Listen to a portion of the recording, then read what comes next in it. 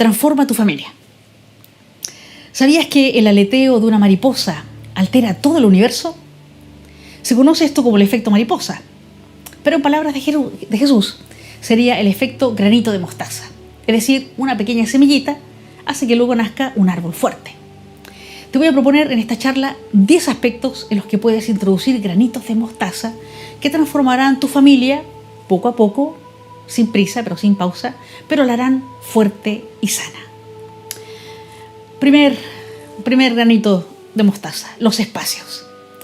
Es importante que cada familia nuclear tenga su propio espacio. Si se vive con otro miembro de la familia extensa, por ejemplo suegros, tíos, abuelos, es importante que la familia nuclear siempre salve sus propios espacios donde poder estar a solas.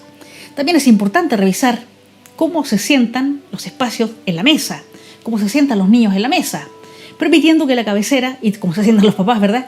Permitiendo que la cabecera de la mesa no solo lo ocupe el padre, sino también la madre, porque muestra así físicamente incluso que ella también tiene autoridad en el sistema. También es importante que los hijos no siempre se sienten en los mismos lugares, sino que puedan ir rotando, de modo que ninguno quede marginado de la cercanía de los padres. Así enseñamos a nuestros hijos a no competir por los primeros puestos, como nos enseña Jesús en la parábola de los invitados al banquete, ¿recuerdan? Y esto nos lo narra en el Evangelio de San Lucas, capítulo 14, del 7 en adelante.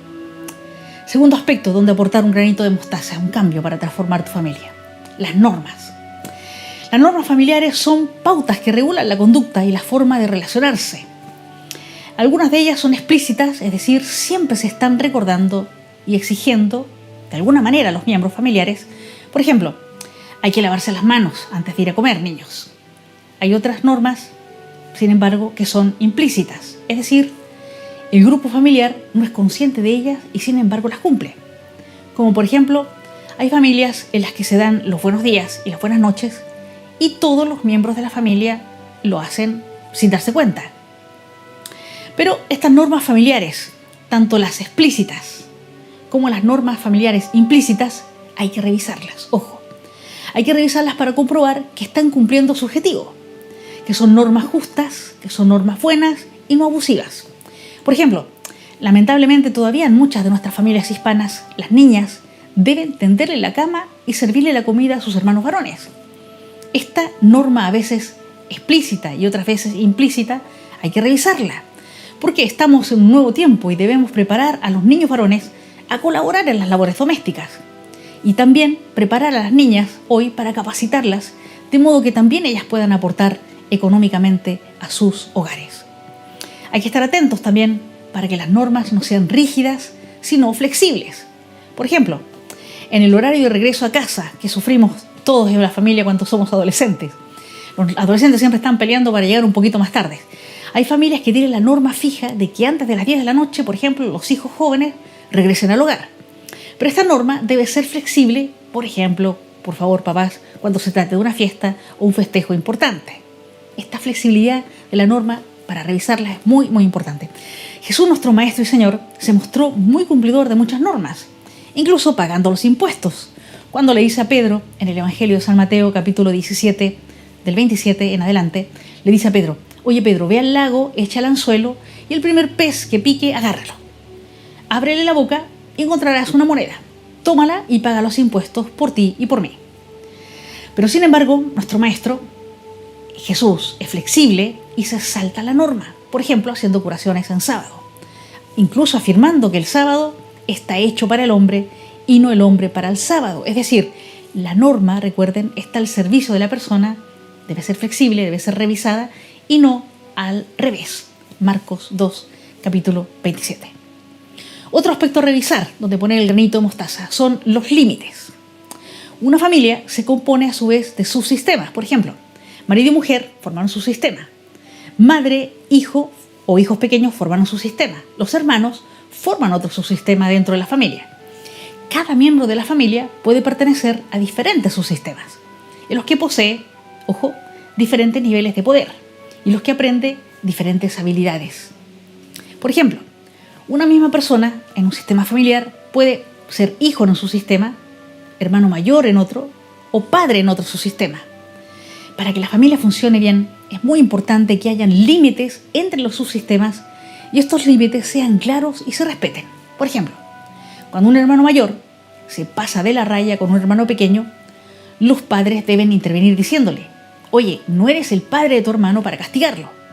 Si él se comporta mal, dímelo y yo hablaré con él. Con esto los padres aclaran el límite al hermano mayor, haciéndole entender que el poder ejecutivo y la autoridad en la familia lo ejercen solo los padres y que él solo es su hermano.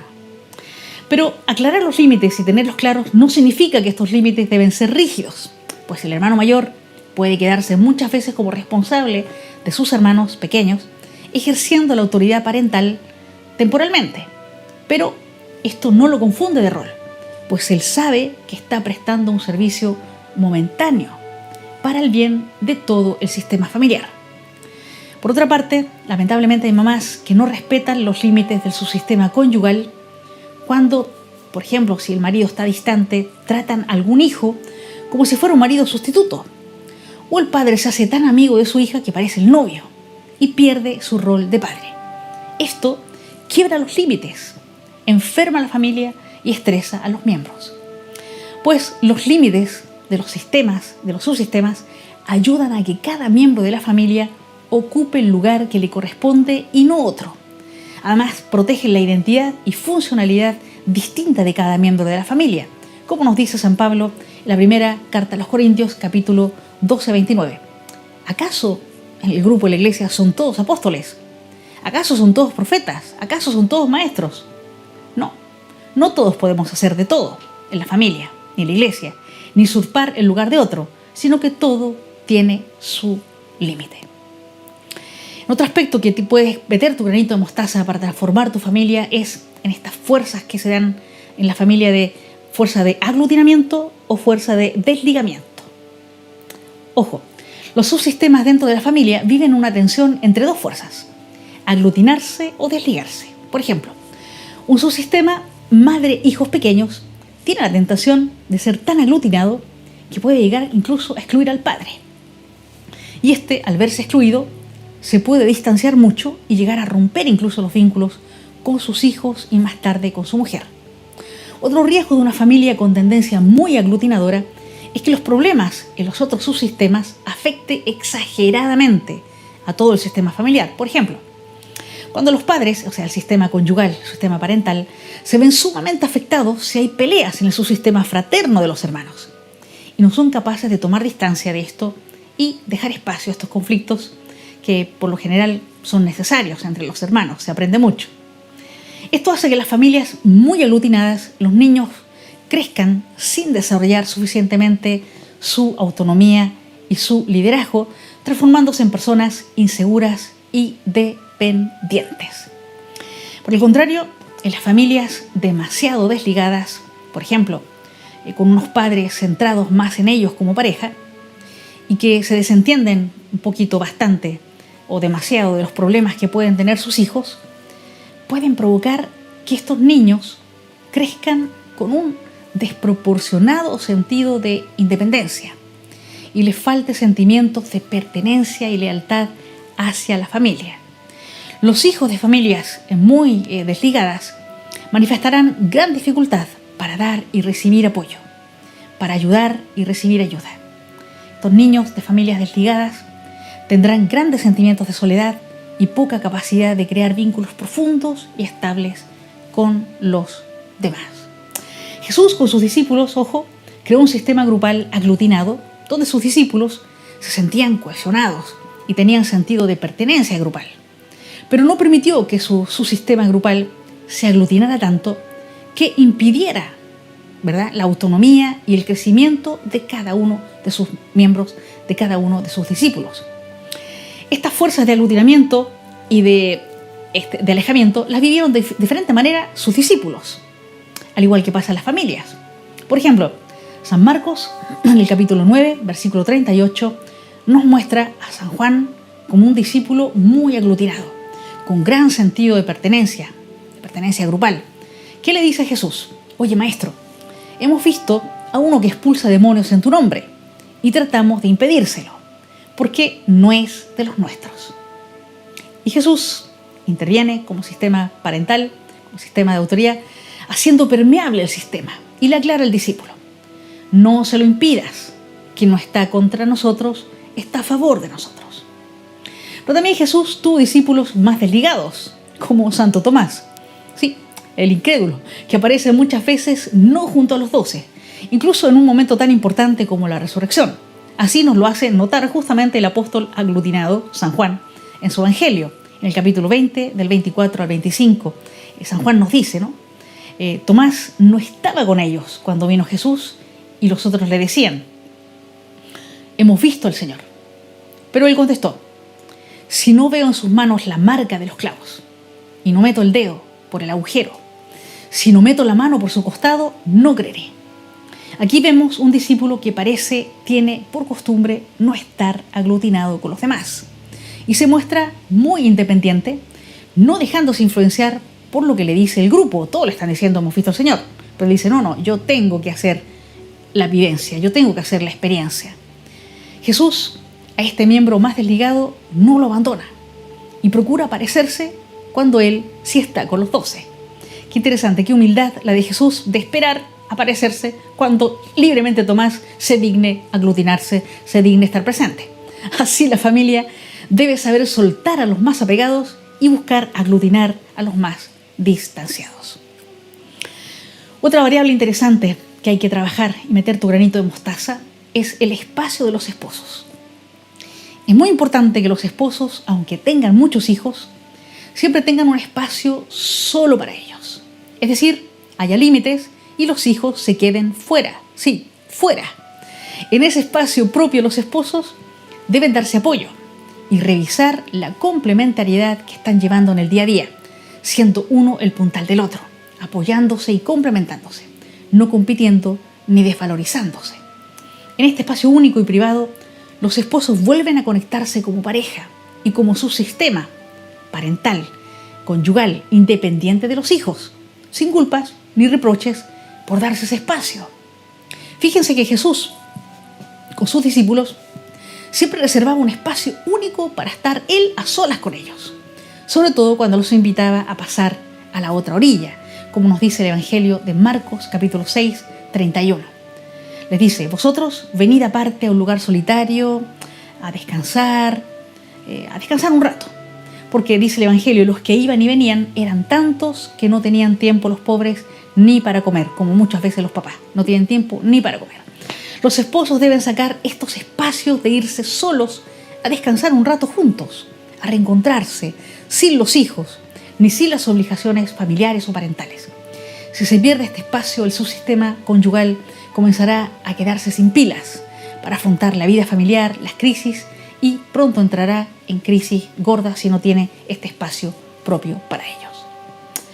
Hay que revisar también y aportar el granito de mostaza en el liderazgo y la autoridad. Es muy importante que el liderazgo lo ejerzan conjuntamente, ojo, padre y madre, como si los dos fueran un equipo directivo de una empresa. Ellos dos crean el subsistema parental de la familia.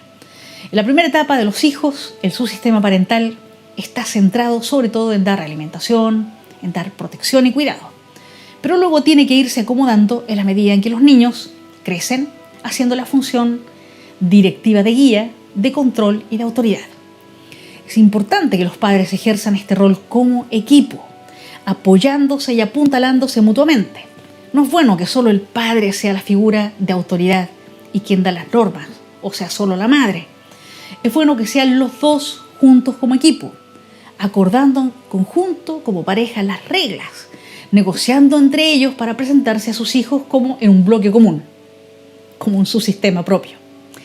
El equipo directivo que forman los padres no debe diluirse en ser padres demasiado amigos, entre comillas, pues su lugar es ser autoridad en el sistema. Pero esto no significa que sea un equipo autoritario, un equipo cruel, duro, frío o insensible. Solo un sistema parental débil instaura un control restrictivo y excesivo. Esto sucede cuando el equipo parental se ha desempeñado de manera ineficaz. Pero si los padres trabajan en equipo para determinar las reglas de la familia, estimulan a sus hijos a crecer y a desarrollarse de forma autónoma, cumpliendo y negociando estas reglas de acuerdo al ritmo de su crecimiento.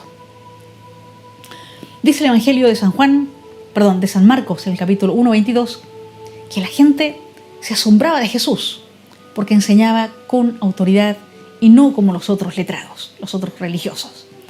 La palabra autoridad viene del latín augure, que significa aumentar, promover, hacer progresar, hacer crecer. Es decir, Jesús no era un autoritario, un erudito o un simplón.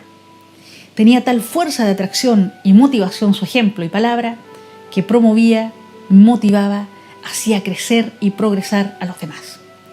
Así es la tarea parental de autoridad que deben ejercer los padres, en equipo, hacia sus hijos, motivarlos, promoverlos, atraerlos, hacerlos crecer con su ejemplo de vida y sus palabras.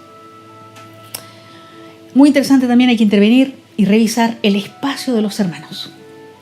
El subsistema fraterno es el primer laboratorio social en que los niños experimentan relaciones con sus iguales. En este espacio, los niños aprenden a apoyarse, a diferenciarse, a negociar, a competir, a cooperar. Aprenden a ser amigos, a ser aliados, incluso enemigos. Es importante que los padres les dejen este espacio y no estén constantemente interfiriendo siempre en el sistema fraterno. Así pueden ejercer su derecho, los hermanos, a la privacidad, a tener sus propias tareas e intereses y a disponer de la libertad de equivocarse, la libertad de tener conflictos entre ellos, de explorar y aprender de los errores o de los otros hermanos. Fíjense que Jesús, como autoridad sana, dejaba espacio a sus discípulos.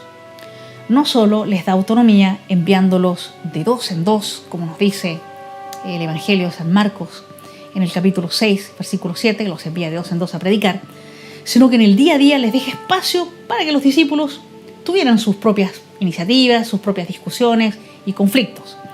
San Marcos, en el capítulo 9, del 33 al 34, nos revela un interesante conflicto en el seno del subsistema fraterno de los discípulos. Jesús los viene observando de hace rato y casi al llegar a la aldea donde iban, les pregunta: oye, ¿de qué hablabais por el camino? Y ellos se quedaron calladitos porque iban discutiendo quién era el más grande, quién era el más importante. Jesús les deja este espacio fraterno para que tengan sus conversaciones, para incluso tengan sus discusiones, sus conflictos, interviniendo puntualmente. Así los padres deben respetar el subsistema fraterno con sus pequeños problemas, conflictos, juegos, rivalidades, e intervenir solo puntualmente para en algunos momentos sí verdaderamente poner orden, poner justicia, poner control, o en otras ocasiones solo para dar apoyo o alguna enseñanza. Es importante también en la familia revisar los roles y los estatus. En la familia, escuchen bien, cada miembro ocupa un rol. Y un rol tiene derechos, deberes y un estatus dentro del sistema familiar. Pero hay que revisar estos roles y el estatus que van adquiriendo en el sistema familiar. Hay que estar atentos a que los padres asuman su rol de padres como equipo directivo del sistema familiar y no se convierta ningún cónyuge en un hijo más, dejando a uno de los padres solo al frente de la dirección. También es importante vigilar que los hijos cumplan su rol de hijos y que ningún hijo asuma el rol parental de marido o esposa reemplazante. Esto hace daño al hijo y al subsistema conyugal.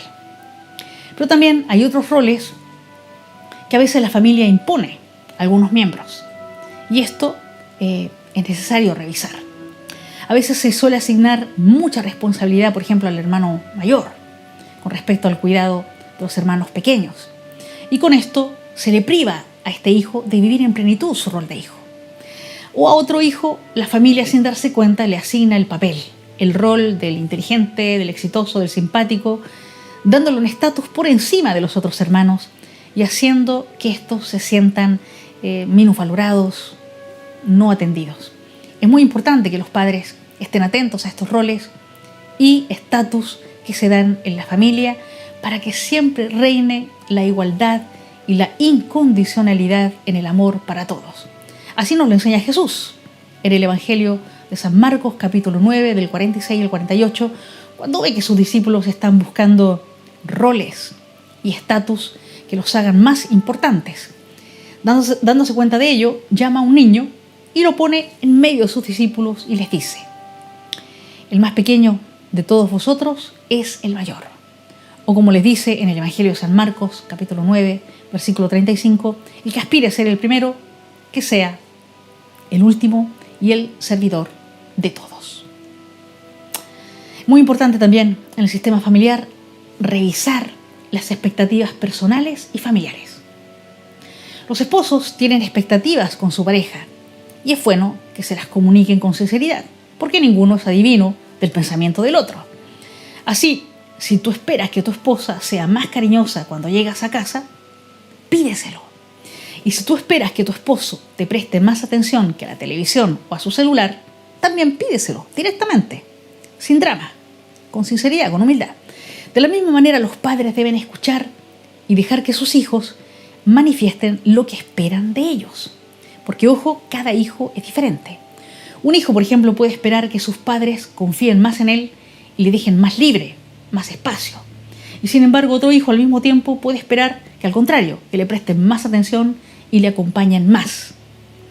También los padres deben manifestar con sinceridad lo que esperan de cada uno de sus hijos, procurando que sus expectativas no excedan las capacidades y necesidades de sus hijos, porque hay expectativas tóxicas o neuróticas que se piden sin cesar, pero son inviables. Así, por ejemplo, un esposo no puede tener una expectativa que su mujer sea sexy las 24 horas del día. Esto es imposible. O la mujer no puede pretender que su marido le cubra todas sus necesidades y caprichos económicos o materiales, porque la cosa económica se hace de a dos. También pueden haber expectativas tóxicas de los padres hacia los hijos.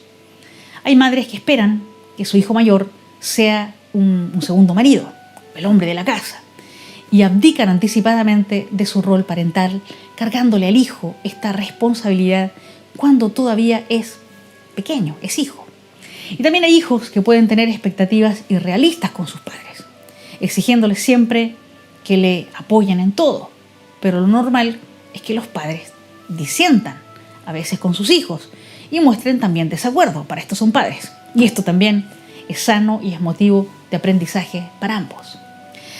Ser conscientes de las expectativas personales que tenemos dentro y hacia nuestras familias es necesario, porque debemos conocerlas y revisarlas si son realistas, si son sanas y justas.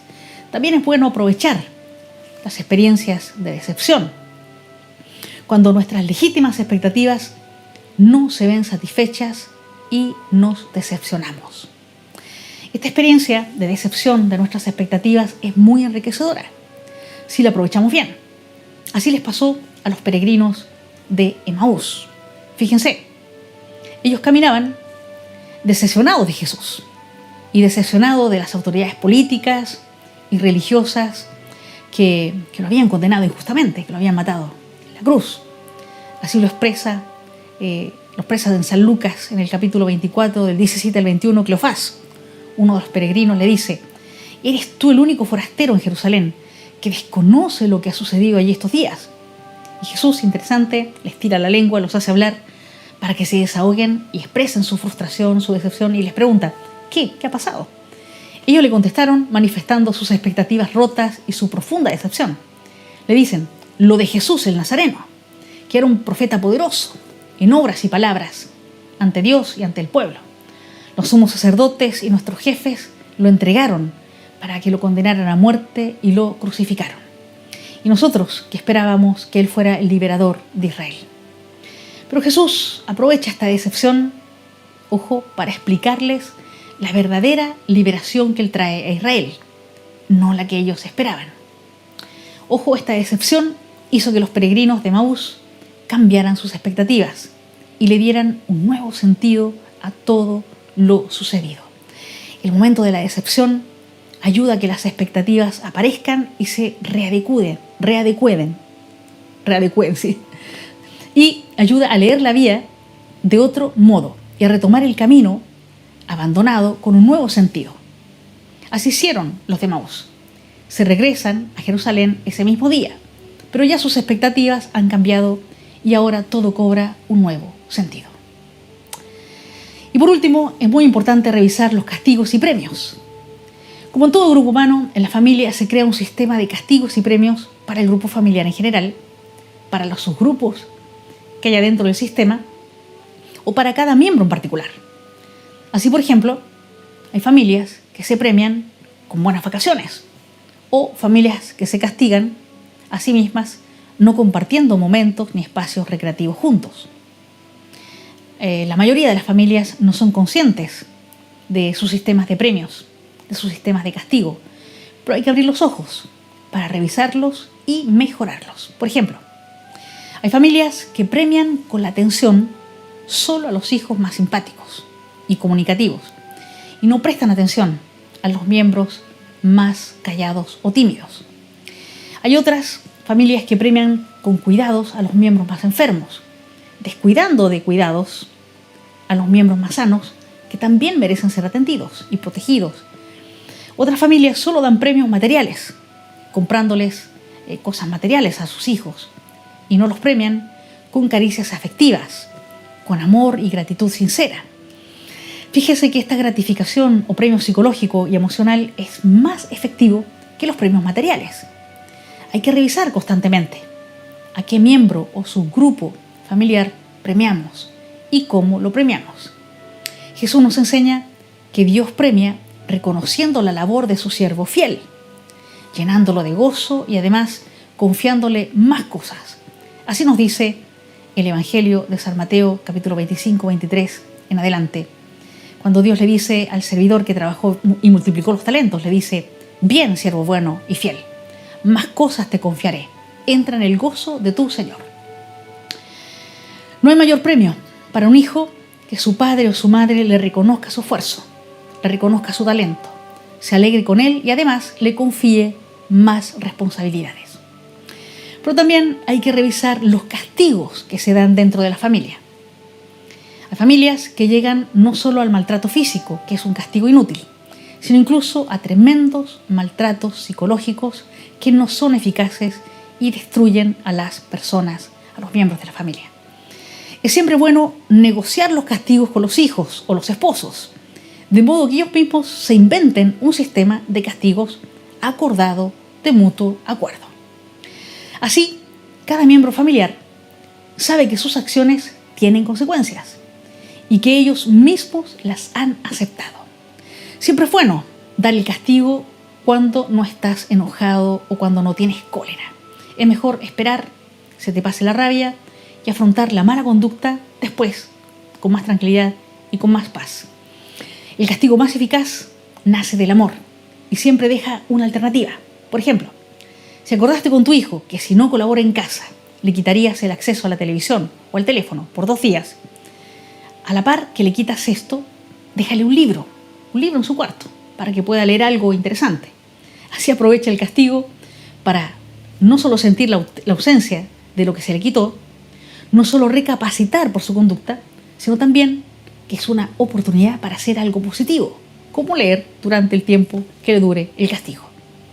Los castigos más eficaces se acompañan también de una buena conversación donde se escucha al miembro que ha fallado y se le explican las cosas haciéndolo recapacitar. Jesús corregía a sus discípulos de una manera muy, muy efectiva. Recordemos la cena en que Pedro niega a Jesús. El Evangelio de San Lucas, capítulo 22, versículo 61, nos cuenta que apenas Pedro niega ser amigo de Jesús, cantó el gallo, y Jesús se volvió para mirar a Pedro. Esta mirada del Señor bastó para que Pedro llorara amargamente. ¿Qué tendría esa mirada del Señor? ¿Qué le diría con la mirada que Pedro lloró amargamente? Pero ojo, no se suicidó como Judas por esa mirada, sino que volvió y fue un servidor fiel hasta la muerte. ¿Qué tendría esa mirada?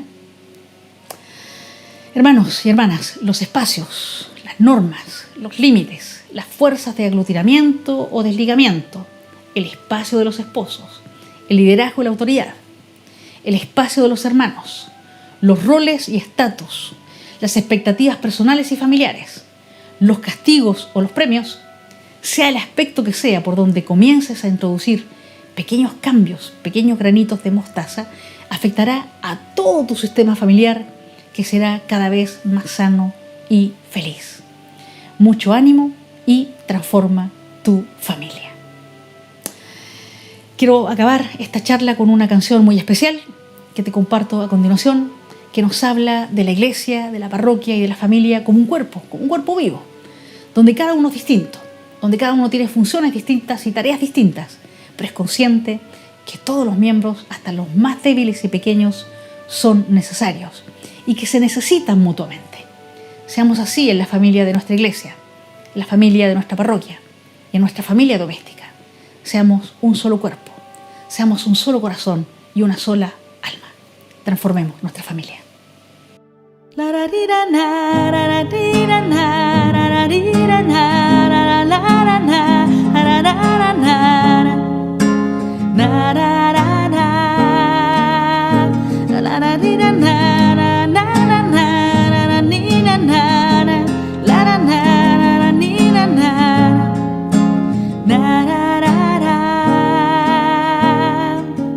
Así como el cuerpo tiene muchos miembros y sin embargo es solamente uno, así también fuimos bautizados en un solo espíritu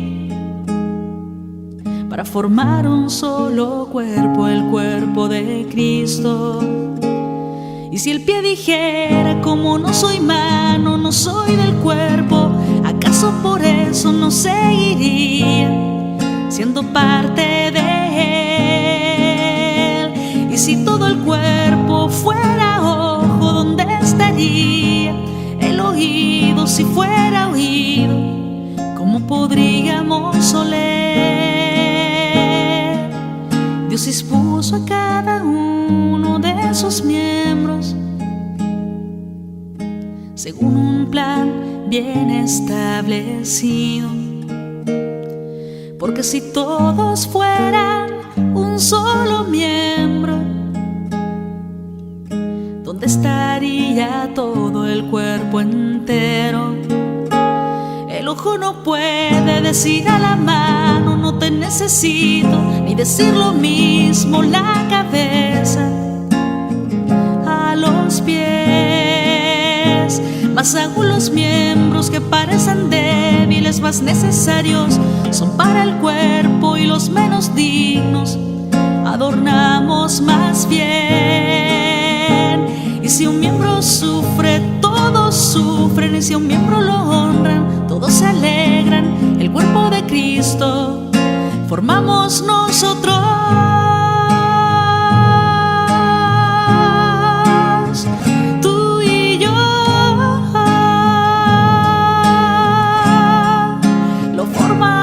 Nosotros